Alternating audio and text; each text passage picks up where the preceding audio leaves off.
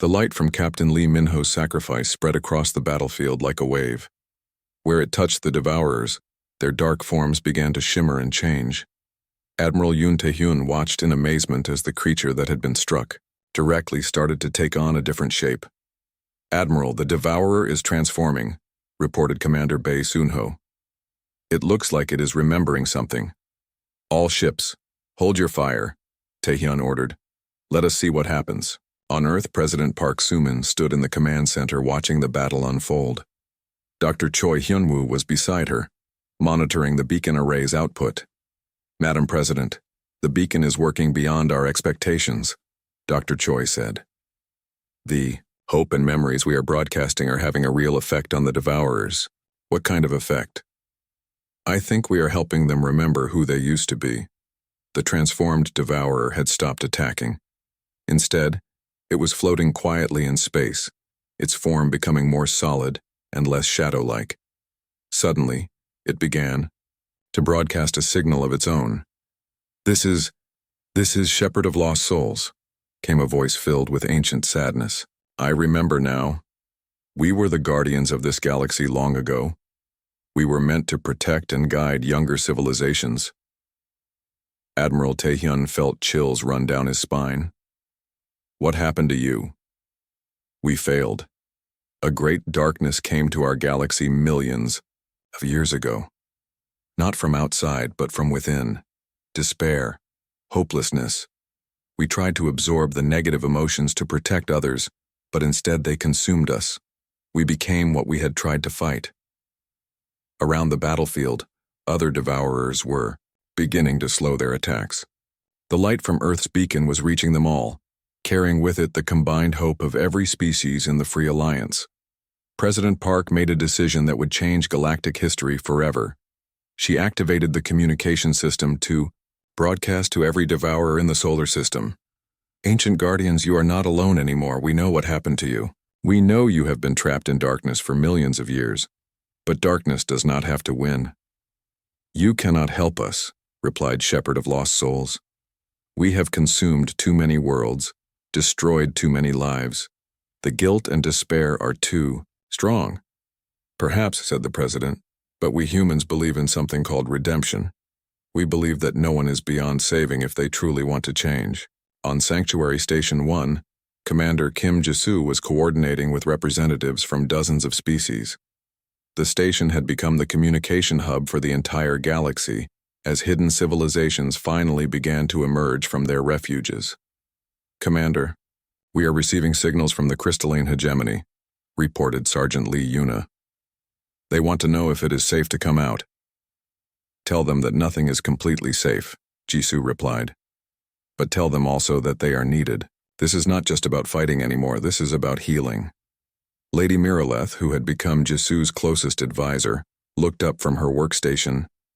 "The Sage Worlds are emerging as well, and the binary confluence. They all want to help." "Help with what?" "With saving the Devourers." The idea seemed impossible. But across the galaxy, something unprecedented was beginning to happen. The hidden civilizations were not just coming out of hiding. They were bringing with them their greatest treasures, technologies, and knowledge to help heal beings that had been their enemies just hours before. In the solar system, the battle had stopped completely. Instead of weapons fire, space was filled with something else. Memories. The Free Alliance ships were broadcasting the collected memories and experiences of their crews. Stories of hope, love, sacrifice, and redemption. Dr. Choi had discovered that the Devourers were not just consuming consciousness. They were trying to understand it, searching through the memories of their victims for something they had lost. Their own capacity for hope and joy. "If we can give them what they are looking for," Dr. Choi explained to President Park, "maybe they can remember how to be themselves again." The process was not easy or quick. Some Devourers fought against the transformation, too lost in their ancient despair to accept help. But others began to change, their shadow forms becoming more solid and taking on shapes that resembled the beings they had once been. Shepherd of Lost Souls was the first to complete the transformation. Where once had been a creature of living, Darkness now floated a being of pure light and energy, ancient beyond measure but no longer consumed by despair. "We remember now," Shepard said, his voice filled with wonder. "We remember what it was like to feel hope, to protect instead of consume, to guide instead of destroy." "What will you do now?" asked Admiral Taehyun. "We will try to undo the damage we have caused. The worlds we consumed, the civilizations we destroyed.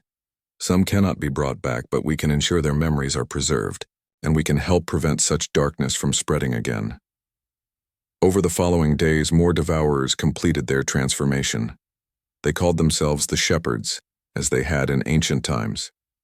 They worked with the Free Alliance to restore damaged worlds and help the survivors of their attacks. The galaxy that emerged from the crisis was very different from the one that had hidden in fear. The old barriers between species had been broken down.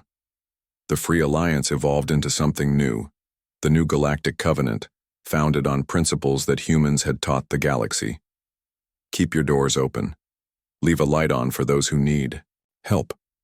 No one is beyond redemption if they truly want to change. Commander Kim Jisoo became the first human to serve as ambassador to the New Galactic Council. On her first day, she stood before representatives of over 200 species, including several shepherds who had chosen to serve as advisors and guardians. "We gather here not as separate civilizations competing for resources," she said, "but as one galaxy working together for the benefit of all." Engineer Lim Silgi was put in charge of the new beacon network that now connected every inhabited system in the galaxy. These beacons did more than just provide navigation. They broadcast hope itself, ensuring that no world would ever fall to despair again. Dr. Choi Hyun-woo established the Galactic Research Institute, where scientists from every species worked together to understand consciousness, hope, and the forces that bind civilizations together. And at the center of it all, Earth's beacon continued to shine, no longer alone in the darkness but surrounded by thousands of other lights. The planet that had refused to hide when everyone else locked their doors had become the heart of a new galactic civilization. President Park, now elderly but still determined, often stood in her office looking up at the stars. The galaxy was full of light now, full of hope and cooperation. "Madam President," her aide would sometimes ask, "do you ever regret the decision to stay when everyone else was hiding?" Park would smile and point to the lights filling the night sky. "How could I regret helping to light up the galaxy?"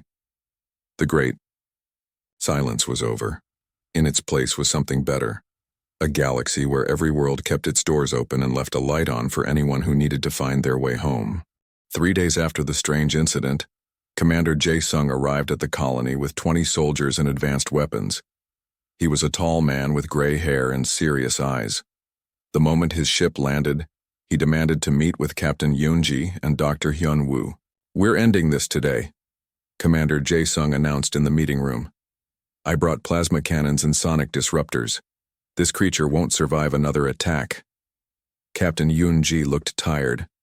She had not slept well since the creature's last visit. "Sir, we've tried everything. Regular weapons don't work. Even our best explosives barely scratch it."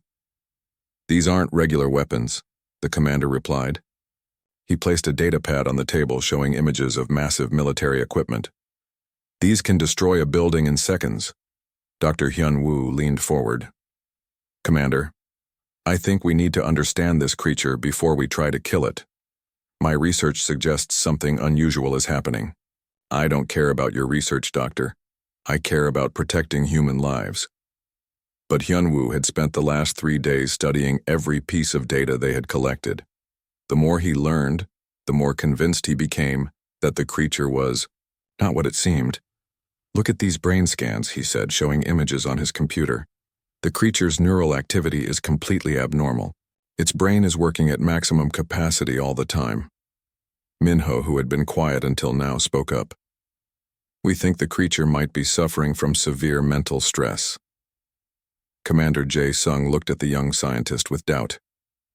"Mental stress? It's a weapon designed to kill humans."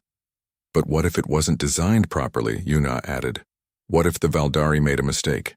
The commander was about to respond when alarms began ringing throughout the colony.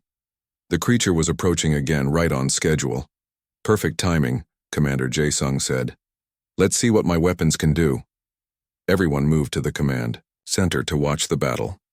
Through the large windows, they could see the devourer walking slowly toward the colony. It moved the same way it always did, but something seemed different today. Deploy the plasma cannons, Commander Jae-sung ordered. Two massive weapons rose from hidden positions around the colony. They fired bright blue beams of energy that could melt through metal like butter. Both beams hit the creature directly in the chest. The devourer stopped walking. Smoke rose from its crystal armor where the beams had struck. For a moment, everyone thought the attack had worked. Then the creature let out that same sad sound they had heard 3 days before. But this time, it was louder and longer. The sound made the windows shake and sent chills down everyone's spine. Fire. Again, the commander ordered. The plasma cannons fired a second time, and a third time. Each hit made the creature stumble slightly, but it kept moving forward. Worse than that, it began moving faster. It's learning, Captain Yoonji said quietly. Every time we attack, it adapts. The creature reached the first plasma cannon and destroyed it with one sweep of its massive arm. Then it turned toward the second cannon. All soldiers open fire, Commander Jae-sung shouted into his radio. 20 soldiers with advanced weapons began shooting at the devourer from different positions around the colony. The creature's head turned toward each new source of gunfire. Its multiple eyes focused on every soldier's location at the same time. Dr. Hyunwoo watched with growing concern. It's tracking all of them simultaneously. Look at its eyes. Each of the creature's 6 eyes was focused on a different target. It was processing information from multiple sources while moving and fighting. No natural animal could do that without going insane. Unless it already is insane, Minho said quietly. The battle lasted for 2 hours. When it was over, both plasma cannons were destroyed and 3 soldiers were injured. The creature had taken significant damage, but it was still alive. It walked back into the wilderness, leaving behind a colony that was worse off than before. Commander Jae-sung sat in the meeting room looking defeated. I don't understand. Those weapons should have killed anything. Dr. Hyunwoo pulled up new data on his computer. Commander, look at this. We recorded the creature's electromagnetic signals during the battle. What am I looking at? The commander asked. Brain waves, Yuna explained. Every living thing with a brain produces electromagnetic patterns when they think. These are the creature's patterns during the fight. The data showed wild, chaotic waves that spiked and dropped unpredictably. This doesn't look like normal brain activity, Minho said. It looks like someone having a severe panic attack. But the creature was winning the fight, Commander Jae-sung pointed out. That's exactly the problem, Dr. Hyunwoo replied. Look at these patterns more carefully. The creature's brain is trying to enter what we call delta wave patterns. That's what happens when someone is falling asleep. He pointed to sections of the data where the chaotic waves briefly became slower and more regular. But every time the brain tries to slow down, something triggers massive stress responses. The creature's own body is fighting against its need to rest. Yuna had been studying her own data during the conversation. I found something else interesting. The creature's electromagnetic signature changes in cycles. She showed them a graph that covered the past week. Every 24 hours, its brain activity tries to decrease, just like a normal sleep cycle would work. But it never succeeds, Minho added. Something prevents it from actually resting. Commander Jae-sung looked at the data with growing understanding. Are you telling me this creature is exhausted? More than exhausted, Dr. Hyunwoo said. It's been awake for months, maybe years. The Veldari have created something that cannot sleep but still needs to sleep to stay sane. That's impossible. Nothing can survive without sleep. Maybe it's not surviving, Yuna said quietly. Maybe it's slowly dying and that's why it keeps attacking. It's in pain and it doesn't know how to make the pain stop. The room was quiet for a long moment. Outside, the red sun was setting again. Soon it would be dark and somewhere in the wilderness a creature that had not slept in months would continue its endless patrol. If you're right, Commander Jae-sung said finally, then we're not fighting a weapon. We're fighting a victim. Victim that's trapped in a body designed to never rest, Dr. Hyunwoo agreed. The Valdari didn't create the perfect soldier. They created the perfect prisoner. Minho looked out the window toward the mountains where the creature had disappeared. The question is, what do we do about it? We can't help it, Commander Jae-sung said. Even if it's suffering, it's still trying to kill us. Maybe it's trying to kill us because it's suffering, Yuna suggested. Maybe if we could help it rest, it would stop being aggressive. Dr. Hyunwoo nodded slowly. The problem is, how do you help something sleep when its own body won't let it? As night fell over the colony, 5 humans sat in a room full of data and questions. Somewhere outside, a creature that had forgotten what peace felt like continued its endless hunt for something it could never find. But for the first time since the nightmare began, someone was trying to understand the creature's pain instead of just fighting its anger. The hunt would continue tomorrow, but maybe, just maybe, they were beginning to find a different kind of solution. 2 weeks had passed since Commander Jae-sung's failed attack. The creature had become more aggressive than ever before. It now visited the colony twice a day instead of once. Each attack lasted longer and caused more damage. Dr. Hyunwoo barely slept anymore. He spent his nights studying brainwave patterns and his days trying to understand what the Valdari had done to their weapon. The more he learned, the more horrified he became. The creature's stress levels are getting worse, he told the others during their morning meeting. Its brain is breaking down. We're watching it go completely insane. Minho looked up from his research notes. How long do you think it has before what? Captain Yoonji asked. Before its mind completely breaks, Minho finished quietly. Commander Jae-sung had stayed at the colony to help plan their defense. His military experience told him to keep fighting, but the scientific evidence was hard to ignore. Even if you're right about the creature suffering, he said, we still need to protect our people. I have 30 more soldiers arriving tomorrow. More soldiers won't help, Yuna said. The creature just gets stronger when we fight it. That afternoon, the colony's worst fears came true. The creature broke through their outer defense wall for the first time. It had never come so close to the main living areas before. Alarms rang throughout the colony as people ran for the emergency shelters. But not everyone made it in time. So Young, a young researcher who studied plant biology, was in the outer laboratory when the wall came down. She had been working late, trying to finish an important experiment. Her 6-month-old son, Tae-ho, was with her in his carrier. When the alarm started, So Young grabbed her baby and ran toward the nearest shelter. But the creature was moving faster than usual. She could hear its 6 legs hitting the ground behind her as she ran. The shelter door was too far away. So Young ducked into a small storage building and locked the door. Through the tiny window, she could see the devourer walking slowly between the buildings, searching for something. Tae-ho began to cry. The sound was loud in the small space, and So Young was terrified the creature would hear them. She tried to keep her baby quiet, but he was scared and hungry. Please don't cry, she whispered. Please be quiet. But Tae-ho cried louder. Outside, the creature stopped moving. Its massive head turned toward their hiding place. So Young felt her heart racing as the devourer approached their building. Its multiple eyes were focused directly on the storage room where they were hiding. She could hear its breathing through the thin walls. In desperation, So Young did the only thing she could think of. She began to sing. It was a lullaby her own mother had sung to her when she was small. A traditional Korean song about the moon and stars watching over sleeping children. Her voice was soft and shaky with fear, but she kept singing. Tae-ho stopped, crying, and listened to his mother's voice. The familiar melody calmed him down, just as it was supposed to. But something else happened that no one expected. Outside, the devourer stopped moving completely.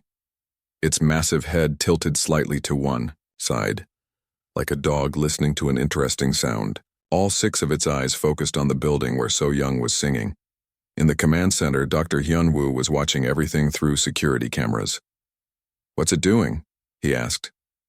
I don't know, Captain Yoonji replied. It's just standing there. The creature remained perfectly still for several minutes. Its breathing became slower and more regular. For the first time since anyone had seen it, the devourer looked peaceful. "Look at its eyes," Minho said, pointing at the screen. The creature's 6 eyes, which had never closed during all the months of observation, were starting to droop slightly. Not closing completely, but definitely not as wide open as usual. "Is it falling asleep?" Yun-Ah asked. "Impossible," Commander Jae-sung said. "That thing doesn't sleep." But Dr. Hyunwoo was already pulling up the creature's electromagnetic readings on his computer. What he saw made him stop breathing for a moment. "The brain waves," he said quietly. "Look at the brain waves." For the first time in months of observation, the creature's chaotic brain patterns were changing. The wild, frantic waves were becoming slower and more regular. They looked almost like the beginning of a normal sleep cycle. "The singing," Minho said suddenly. "It's responding to the lullaby." So Young continued singing inside the storage room, not knowing that she was creating the first moment of peace the creature had experienced since its creation. Her soft voice carried the simple melody that had comforted human children for hundreds of years. The devourer stood outside, listening, with what appeared to be wonder. Its aggressive posture relaxed, its sharp claws retracted slightly. Even its crystal armor seemed to shine less brightly. "We need to record this," Dr. Hyunwoo said urgently. "We need to analyze the acoustic patterns of her song." Yun-Ah was already working on her equipment. "I'm recording everything. The song, the creature's response, all the electromagnetic data." For 20 minutes, So Young sang every lullaby she could remember. Some were Korean songs her grandmother had taught her. Others were simple melodies she had learned from other cultures. Each song seemed to calm the creature more. Finally, So Young's voice grew tired, and she stopped singing. The silence felt heavy and dangerous. The creature remained still for another minute. Then slowly it turned and walked away from the building. But its movement was different now. Instead of the aggressive prowling they were used to, it walked slowly and carefully like someone who was very tired. "It's leaving," Captain Yoon-ji said with surprise. "But not like usual," Commander Jae-sung observed. "Look how it's moving." The devourer walked to the edge of the colony and sat down. Actually sat down like a giant animal resting. It had never done anything like that before. So Young waited another 10 minutes before carefully opening the storage room door. The creature was still sitting at the colony's edge, facing away from the buildings. She grabbed Taeho and ran to the nearest shelter. When she arrived, everyone crowded around her with questions. "What happened in there?" Dr. Hyunwoo asked. "What did you do?" "I just sang to my baby," So Young replied, still shaking. "I didn't know what else to do." "The creature responded to your singing," Minho explained. "Its brain patterns changed completely." Commander Jae-sung looked out toward where the creature was sitting.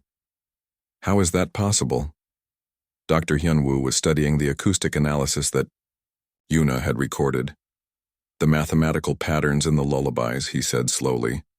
"They match the brainwave patterns that the creature has been trying to achieve." "What does that mean?" So Young asked. "It means," Dr. Hyunwoo said with growing excitement, "that human music might contain the neural rhythms this creature needs to rest. The Valdari took away its ability to sleep naturally, but maybe we can give it back artificially." Outside, the devourer continued sitting quietly at the edge of the colony. Its 6 eyes were drooping more than they ever had before. For the first time in its engineered existence, the creature was experiencing something close to peace. The hunt had been interrupted by something the Valdari had never considered when they created their perfect weapon. They had never considered the power of a mother's lullaby. The creature sat at the edge of the colony for 3 days without moving. This had never happened before. Everyone watched it through telescopes and cameras, waiting to see what it would do next. Commander Jae-sung wanted to attack while the creature seemed weak, but Dr. Hyunwoo convinced him to wait. "This is our chance to understand it," the doctor argued. "If we attack now, we might lose the only opportunity we'll ever have." "Opportunity for what?" the commander asked. "To communicate with it." The idea seemed crazy, but the evidence was hard to ignore. The creature's brain patterns had remained stable for 3 days. Not normal, but much better than the chaotic signals they had recorded before. Minho had been studying the acoustic patterns of So Young's lullabies around the clock. "I think I understand what happened," he announced during their morning meeting. He showed them complex graphs on his computer screen. Human lullabies follow specific mathematical patterns. The rhythm, the melody, even the way the volume rises and falls. These patterns match the brain waves that all intelligent creatures need for healthy sleep. But the creature isn't human, Captain Yunji pointed out. "No, but sleep patterns are similar across many species," Dr. Hyunwoo explained. "The basic neural rhythms that allow rest and healing are almost universal among intelligent life." Yuna had been working on communication equipment. "I've been thinking about something. What if the creature isn't just a weapon? What if it was once an intelligent being that the Valdari changed?" The room became quiet. No one had considered this possibility before. The Valdari are known for capturing other species, Minho said slowly. They could have taken an intelligent creature and modified it for war. Commander Jae-sung looked uncomfortable. "Even if that's true, it doesn't change the fact that it's been trying to kill us." "Has it, though?" So Young asked. She had been quiet during most meetings, but now she spoke up. "I mean, really trying to kill us?" Everyone looked at her with surprise. "Think about it," she continued. "This creature is huge and powerful. It could have destroyed our entire colony in one day if it really wanted to, but it never attacks the main shelters directly. It destroys buildings and equipment, but it rarely hurts people." Dr. Hyunwoo felt something click in his mind. "She's right. We've had dozens of attacks over 3 months, but only a few serious injuries. For something that size and strength, that's almost impossible unless it's holding back." Minho finished. Commander Jae-sung pulled up casualty reports on his tablet. After reviewing them, his expression changed. 17 people injured in 96 attacks, you're right. Something that powerful should have killed dozens of people by now. "Maybe it's been trying to communicate," Yuna suggested. "Maybe the attacks were its way of asking for help." "Help with what?" Captain Yoonji asked. "Help sleeping," Dr. Hyunwoo said quietly. The group decided to test their theory. If the creature was truly responding to human music, they needed to understand how and why. So Young volunteered to try singing to the creature again, but this time in a controlled way.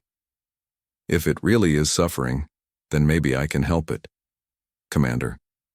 Jae-sung was against the idea. "It's too dangerous. What if you're wrong and it attacks?" "Then we'll be ready," Captain Yoonji said. "But if we're right, this could change everything." They set up the experiment carefully. So Young would approach the creature while it was sitting at the colony's edge. She would be wearing a protective suit and carrying communication equipment. If anything went wrong, the defense team would be ready to help her escape. Dr. Hyunwoo and his team would monitor the creature's brain patterns throughout the encounter. They had also prepared recordings of different types of music to test which sounds worked best. As So Young walked toward the creature, everyone held their breath. The devourer noticed her approach immediately. Its 6 eyes focused on her, but it didn't move from its sitting position. "Hello," So Young said softly when she was about 50 meters away. "I'm the one who sang to you before." The creature tilted its massive head, listening to her voice.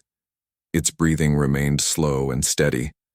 So Young began singing the same lullaby she had used 3 days earlier. The effect was immediate. The creature's eyes began to droop and its entire body seemed to relax. "Brain patterns are stabilizing," Dr. Hyunwoo reported through the radio. "This is incredible. The chaotic signals are almost completely gone." So Young sang for 20 minutes, trying different lullabies and melodies. Each song seemed to calm the creature more. At one point it even lowered its head closer to the ground as if trying to get more comfortable.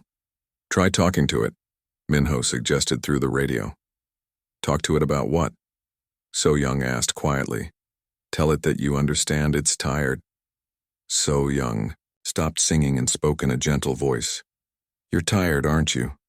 You haven't been able to sleep for a long time." The creature made a soft sound, nothing like the aggressive roars they had heard before. It sounded almost like a sigh. "The Valdari did something bad to you," So Young continued. They took away your ability to rest. But we want to help you. And the creature's eyes focused on her face. For the first time, its expression didn't look threatening. It looked sad and hopeful at the same time. We're going to figure out how to help you sleep, So Young promised. You don't have to be in pain anymore.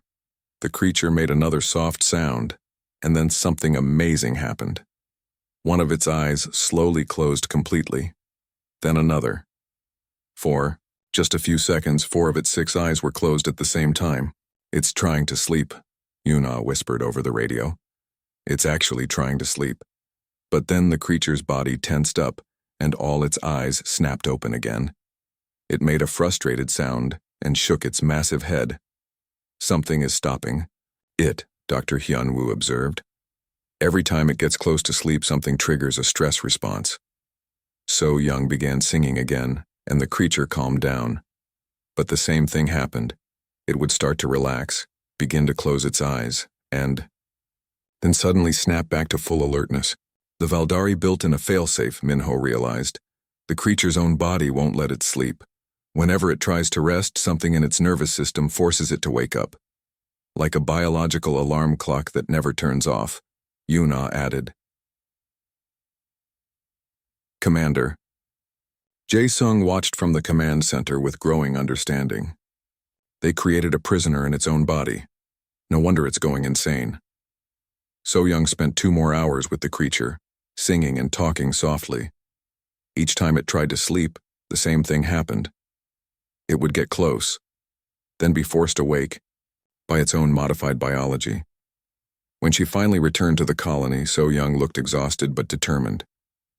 We have to help it, she said firmly. No living thing should have to suffer like that. Dr. Hyunwoo nodded. The question is how. The Valdari's modifications are fighting against everything we try to do. Then we need to be smarter than the Valdari, Minho said. Outside, the creature had returned to its sitting position. It was staring up at the stars with an expression that looked almost wistful. For the first time in months, the humans weren't afraid of the devourer. Instead, they felt sorry for it. The war had become something else entirely. Now it was a rescue mission. On the 7th day after So Young's first conversation with the creature, 3 Valdari ships appeared in the sky above the colony. They were sleek, dark vessels that moved without making any sound. Commander Jae-sung immediately called for battle stations, but the alien ships made no aggressive moves. Instead, they sent a message to the colony in perfect human language. Return our property immediately. The biological weapon belongs to the Valdari Empire. You have 24 hours to comply. Dr. Hyunwoo felt his heart sink. After a week of progress with the creature, the Valdari had come to take it back. We can't let them have it, So Young said during the emergency meeting. You've seen how much it's suffering. If they take it back, they'll either destroy it or make the modifications worse. Commander Jae-sung looked at the message again. We don't have a choice. 3 warships against our small colony. We can't fight them. Maybe we can negotiate, Captain Yoonji suggested. With what? The commander asked. What do we have that they want more than their weapon?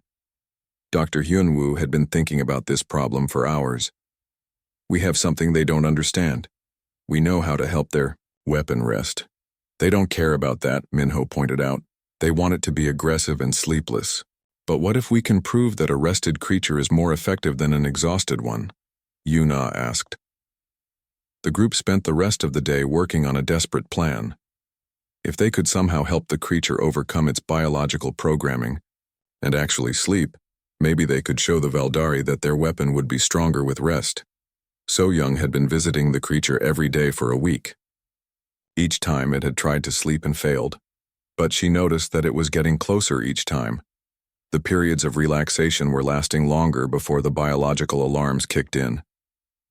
I have an idea, Dr. Hyunwoo announced. The creature's programming forces it awake whenever its brain enters sleep patterns. But what if we could overwhelm that programming? How? So Young asked. With music. Multiple people singing together, creating layered harmonies that are too complex for the biological failsafes to interrupt.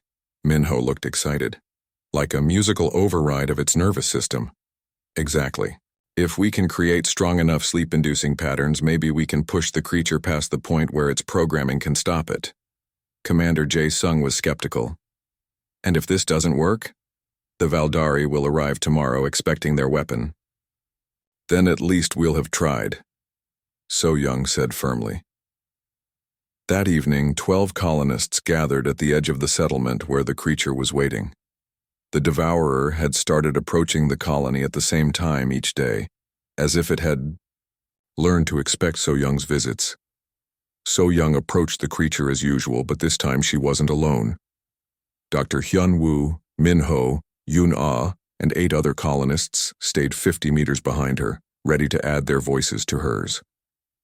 "Hello, friend," So-young said softly to the creature. "Tonight is special. We're going to help you sleep." The creature lowered its massive head closer to her level. Its 6 eyes were focused entirely on her face. Over the past week, it had learned to associate her voice with the promise of peace.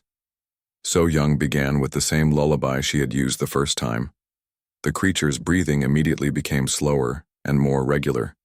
Its eyes started to droop. When the creature was fully relaxed, So-young signaled to the others. One by one they began to sing. Not the same melody, but harmonizing notes that blended together into something beautiful and complex. The effect on the creature was immediate and dramatic. Its brain patterns, which Dr. Hyun-woo was monitoring remotely, showed the deepest relaxation they had ever recorded.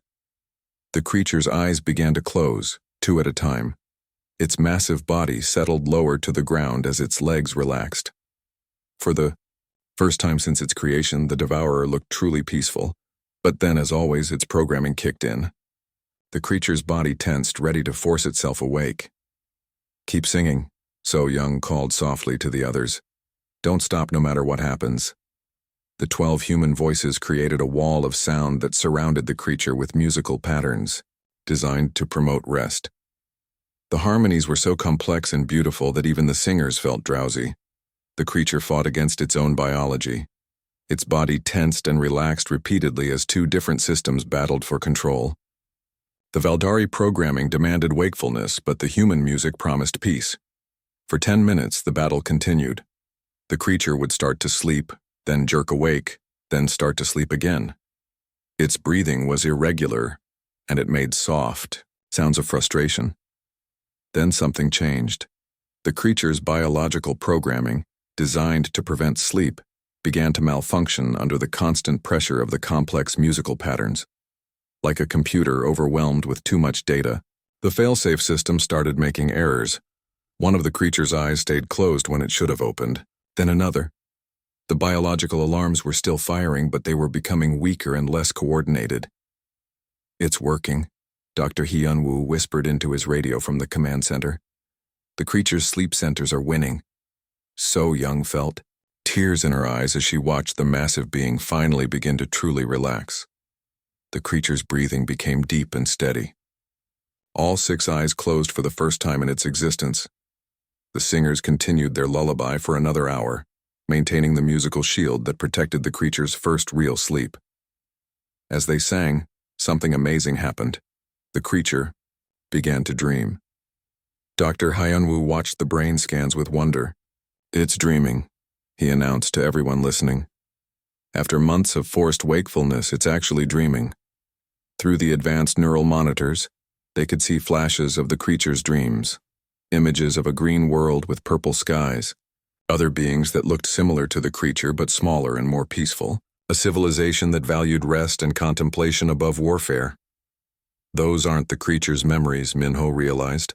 Those are memories from whatever species the Valdari used to create it. The creature was dreaming of home, a home it had, never seen but somehow remembered in its altered genes. As dawn approached, the Valdari ship sent another message. "Time expires in 1 hour. Return the weapon or face destruction."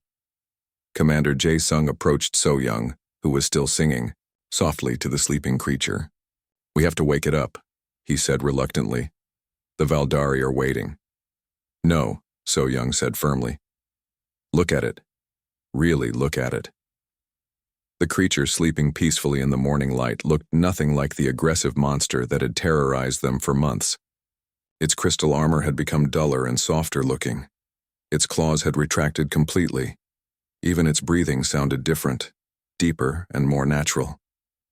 This is what it was supposed to be, Dr. Hyunwoo said, joining them. Before the Valdari changed it. At exactly sunrise, the creature's eyes opened slowly and naturally. For the first time, it looked truly rested. It raised its head and looked around as if seeing the world clearly for the first time. Then it stood up and did something that surprised everyone.